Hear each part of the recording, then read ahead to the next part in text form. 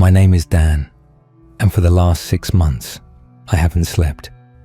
Not truly. I exist in a twilight state, a perpetual, shuddering exhaustion, where closing my eyes for more than a few seconds is an invitation to a terror so profound it defies language. It all started with an ad I saw online, a stupid, desperate click on a pop-up that promised easy money for a seemingly simple task. High-paying sleep study, it screamed in bold, clinical letters. Healthy individuals aged 25 to 35 needed for a 14-day residential sleep observation. Compensation $50,000. $50,000. At the time, I was drowning. My freelance graphic design work had dried up. Rent was 2 months overdue, and the collection agencies had started calling with a special kind of venomous persistence. That number wasn't just money, it was a lifeline. It was freedom. I filled out the form with a frantic, trembling hope, lying through my teeth about my perfect physical and mental health. 2 days later, I got a response. A Dr. Alistair Finch wanted to see me. The facility wasn't what I'd expected. It wasn't a gleaming hospital or a university lab. It was a converted, windowless bunker of a building on the industrial outskirts of the city, all grey concrete and a single heavy steel door. The air around it hummed with a low-frequency thrum that set my teeth on edge. Dr. Finch met me at the door. He was a tall, gaunt man, with hair the colour of ash and eyes that were too pale, too still, like chips of ice. He spoke in a soft, measured tone that was meant to be calming, but felt like a veneer over something deeply cold. "Mr. Dan," he'd said, shaking my hand. His grip was dry and firm. "We're so pleased you've decided to participate. Our research here is on the precipice of something revolutionary." He led me inside. The interior was a maze of white corridors, antiseptic and brutally bright. The air smelled of ozone and something else, a faint, coppery tang like old blood. He explained the procedure. For 14 days, I would reside in a specially designed chamber. My brainwaves, heart rate, and ocular movements would be monitored constantly. The goal, he said, was to map the deepest, most elusive stages of sleep, stages 3 and 4, the slow-wave delta sleep, and REM. We've developed a gentle neuro-stimulant, compound X22, he explained, holding up a small, clear vial of pale blue liquid. It will help you achieve and maintain these deeper states with unprecedented clarity and duration. It's perfectly safe. The money was a siren's call, drowning out the tiny, screaming voice in the back of my head. I signed the waivers, a thick stack of legalese that basically said they owned my sleep for the next 2 weeks and weren't liable for anything short of my outright death. My chamber was a perfect cube, 10 by 10 by 10 feet. The walls, floor, and ceiling were padded with a soft, white, sound-absorbent material. In the center was a simple, comfortable-looking bed. Arrayed around it was a terrifying constellation of machinery. EEG nodes on flexible arms, EKG pads, a sophisticated eye-tracking camera, and an IV stand holding the bag of X22. The only light came from a single, dimmable panel in the ceiling. There was no clock. A nurse, a silent, severe woman with pinched lips, hooked me up. The cold gel of the EEG nodes on my scalp was a shock. The IV needle slid into my arm with a practiced, impersonal efficiency. As she left, sealing the soundproof door behind her with a soft hiss thump, a profound and utter silence descended. It was a silence you could feel, a physical pressure on the eardrums. "We'll begin the infusion now, Dan," Dr. Finch's voice came through a hidden speaker, smooth and disembodied. Just relax. Let sleep come naturally. The X-22 wasn't unpleasant. A cool sensation traveled up my arm, followed by a wave of deep, heavy relaxation. The harsh white light of the room seemed to soften, the edges of reality blurring. The exhaustion I'd been fighting for weeks, born of financial stress, finally claimed me. I fell into a sleep so deep and black it felt like dying. I don't know how long I was under. The first thing I was aware of was the sound. A soft, wet, clicking noise, like two moist stones being tapped together deep inside my ear. It was accompanied by a smell, the coppery, metallic scent I'd noticed in the hallway, but now it was overpowering, suffocating, as if the source was right next to my face. My eyes snapped open. The room was dim, set to a nighttime mode. Everything was as it should be. The machines hummed quietly, their screens displaying the jagged, dancing lines of my vital signs.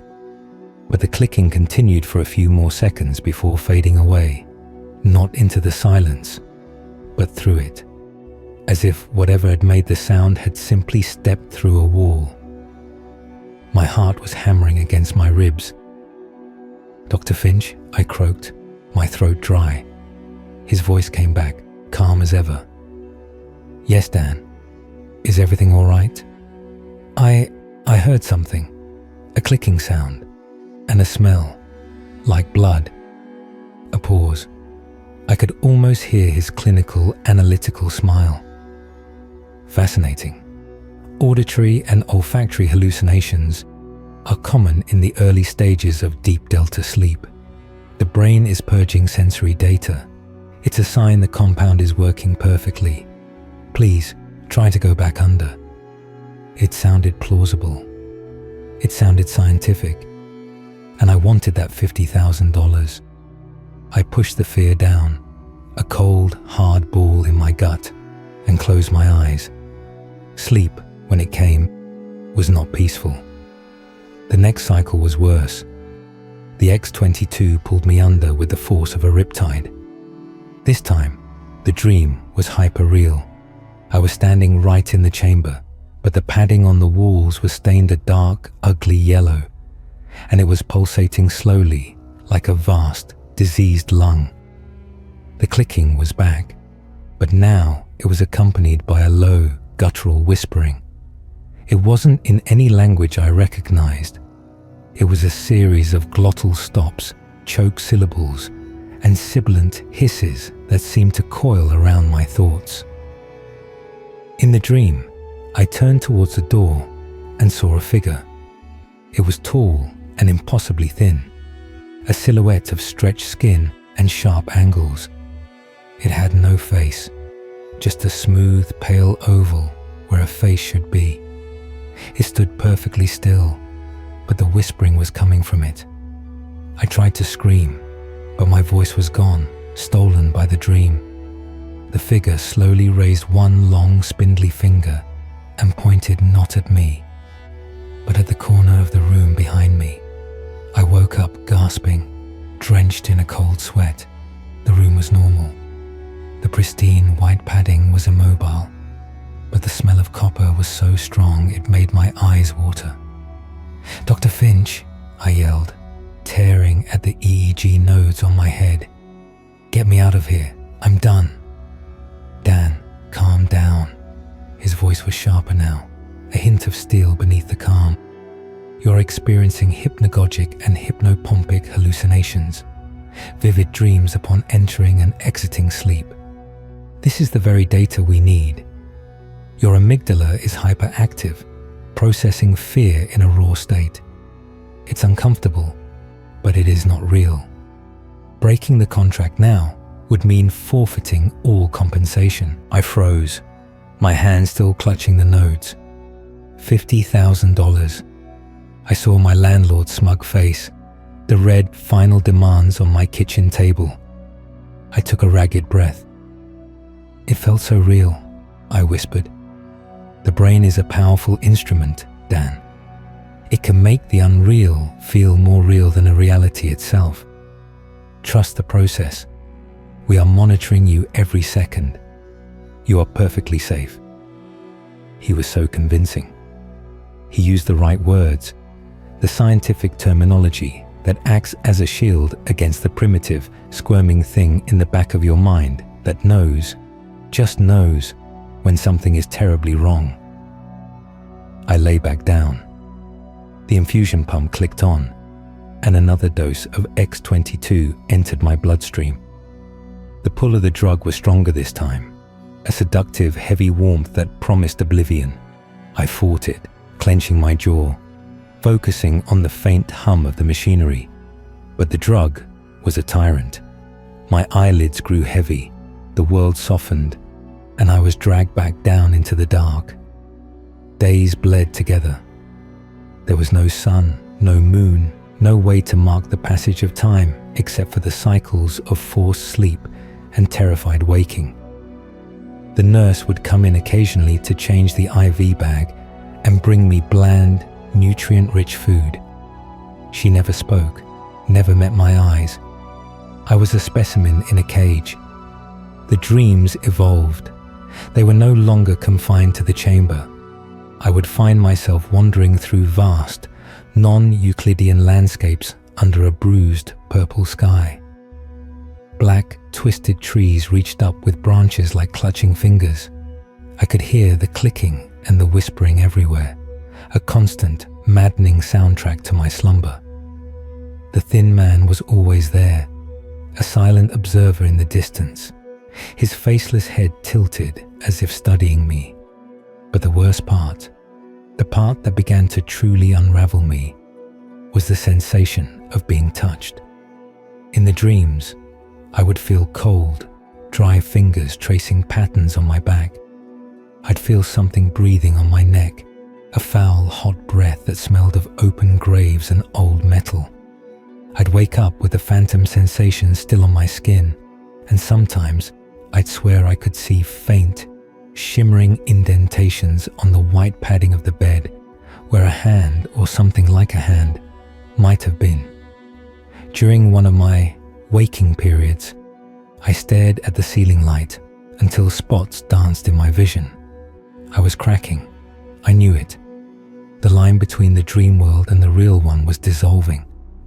I could hear the whispers even when I was awake, a faint, sibilant chatter just at the edge of hearing, like a radio tuned to a dead station in another room. "It's the sleep deprivation," Dr. Finch insisted when I sobbed my report to him. Coupled with the intense REM states, it's causing a blending of conscious and unconscious perception. It's a temporary side effect. We're on the cusp of a breakthrough, Dan. Your brain is showing delta wave activity we've only theorized was possible. You're making history.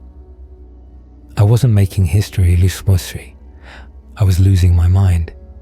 And then, on what I later calculated was the seventh day, the door between worlds didn't just crack, it shattered. The infusion hit me like a physical blow. I was out before my head hit the pillow. The dream was the chamber, but it was wrong. The dimensions were off. The ceiling was too high. The walls seemed to stretch away into infinity. The white padding was gone, replaced by what looked like raw, glistening meat, veined with pulsating purple capillaries. The air was thick and hot, and the coppery smell was so potent I could taste it on my tongue. And the thin man was there. He wasn't in the distance. He was standing right next to the bed, leaning over me. His smooth, featureless face was inches from mine. The whispering was no longer ambient. It was coming directly from him, a torrent of hateful alien syllables that drilled into my brain. "See, us," the whisper resolved, not into English, but into a concept that my mind desperately translated. "The veil is thin. We have been waiting. You are the keyhole." I tried to thrash, to scream, but I was paralyzed. I could only stare into that blank, porcelain expanse of a face. And then, slowly, a crack appeared in the center of it. A vertical line that widened, peeling back like a bizarre flower. There was no blood, no bone. Behind the opening was not a skull, but a swirling, impossible vortex of colors that hurt to look at. A deep, cosmic black shot through with searing magenta and a green that was somehow older than green. And in that swirling chaos, I saw things.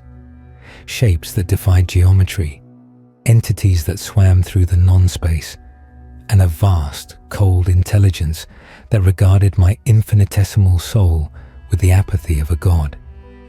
It was a window into the place that exists in the spaces between our own, in the silent, dark moments when the brain is at its most vulnerable. The place we visit when we dream, only we are mercifully blind. The X-22 had torn away the blinds. The thin man reached for me. His fingers, long and jointed in too many places, touched my temple. The pain was incandescent. It was not a physical pain, but a psychic one, as if my very consciousness was being scoured with acid. Visions flooded my mind. Ancient cities of black stone under dead stars, the birth and death of galaxies in an eye blink, the sensation of being unmade, atom by atom. I felt my sanity, a fragile pane of glass, splinter into a million pieces. I must have been screaming, because I woke up to the sound of my own raw, ragged voice echoing in the real chamber. The lights were blazing. Dr. Finch and the nurse were in the room, holding me down. I was convulsing, my body arching off the bed. "Sedative," Finch barked, his clinical coolness finally gone, replaced by a feverish excitement. "Look at the readings. Theta waves superimposed on delta. This is it. This is the bridge." The nurse plunged a needle into my thigh. The world swam, but I fought the chemical tide with everything I had left. I grabbed Finch's lab coat, pulling his face close to mine. My eyes were wide, bloodshot, leaking tears of pure terror. "It's real," I slurred, my tongue thick and clumsy. "The other place, it's real. He showed me. The man with no face, he's a door, and he's opening." Finch's ice-chip eyes gleamed with a fanatical light. "I know, Dan, and you've just given us the master key." The sedative pulled me under, but this time there was no dream. There was only the void, and the certain chilling knowledge that I was not alone in the emptiness. Something was in there with me, and it had tasted my mind. I don't remember the next few days. My memories are a fragmented mess of chemical nightmares and lucid moments of utter, soul-crushing dread. I was a ghost in the machine, a rat in a maze that had discovered the maze was alive and hungry. I became aware again on what I believe was the 13th day. I was lying in the bed, listless, staring at the ceiling. The whispers were a constant now, a choir of maddening voices in my head. I could feel them, the things from the other side, pressing against the fabric of my reality, using my mind as a focal point. The thin man was a permanent resident in my peripheral vision, a static smear of wrongness that never went away. Dr. Finch came in alone. He looked exhausted but triumphant, a prophet who had seen his promised land. "The experiment is a complete success, Dan," he said, his voice trembling with excitement. "We've mapped it, the entire neurological pathway. We can now induce and stabilize the state of conscious access to the, let's call it the unconscious realm. The applications are limitless. Communication, exploration, it's a new frontier." I turned my head slowly to look at him. My voice was a dry rustle. "You opened a door, Finch, and you can't close it." He waved a dismissive hand. "Superstition. It's a quantum dimension. a plane of existence built from pure information and dream logic. The thin man you describe is merely a psychological construct, a personification your brain created to interface with the data stream. As he spoke, I saw it. Over his shoulder, the wall shimmered. The white padding seemed to become transparent for a second, and behind it, I saw the meat-walled chamber of my dream, and standing in it, the thin man, his head cocked, his open face vortex swirling. He reached a long, thin arm through the wall, the material parting for him like water. Finch saw the look on my face and turned. He saw nothing, of course. The wall was solid, but I saw the thin man's fingers, cold and intangible, pass through Finch's head. Finch shuddered violently, his eyes rolling back in his head for a split second. When they focused, there was something different in them, a cold, ancient curiosity. He looked at me, and a slow, unnatural smile stretched his lips. It wasn't his smile. "Fascinating," he said. But his voice had a new, layered quality, as if two people were speaking at once. The connection is bidirectional. He turned and walked out, leaving me alone with the thing he refused to believe was real. That was the last time I saw Dr. Alistair Finch. On the morning of the 14th day, the nurse came in, unhooked me from the machines with a frantic, terrified energy, and shoved a check into my hand. She didn't meet my eyes. "Go," she whispered, her voice cracking. "Just go." I stumbled out of the chamber, my legs weak. The hallway was empty. The usual hum of the facility was gone, replaced by an eerie silence broken only by what sounded like soft, wet scratching coming from behind the other doors. I didn't look back. I ran, bursting out of the heavy steel door into the cold, clean air of the outside world. I wept with relief, thinking I was free. I was wrong. The check cleared. The $50,000 saved me from financial ruin, but it cost me my soul. I can't sleep, because when I close my eyes, I'm not in my bed. I'm back in the meat room. The thin man is there. He is always there. He calls me the keyhole. He says others are coming through. They've learned how to use the pathway my mind carved out, and it's not just in my dreams. The world is starting to bleed. Sometimes, in the reflection of a dark window, I'll see the meat world superimposed over our own for a fraction of a second.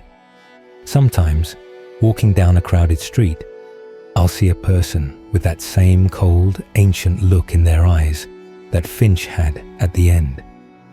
They'll look at me, and sometimes they'll smile that same unnatural smile. They know I can see them. They know I know. The whispers are my constant companions. The smell of copper follows me everywhere. And the thin man, he's getting closer. Last night, as I sat trembling in my armchair, fighting the exhaustion, I saw him standing in the corner of my living room. Not in a dream, in my apartment. He was just there, a solid, palpable thing of nightmare. His featureless face was turned towards me, the vortex within swirling with a malevolent sentience. He didn't move. He didn't speak. He just stood there, reminding me that the door is open, and I am the lock that can never be closed again. So I don't sleep. I drink coffee until my hands shake. I watch mindless television until my eyes burn.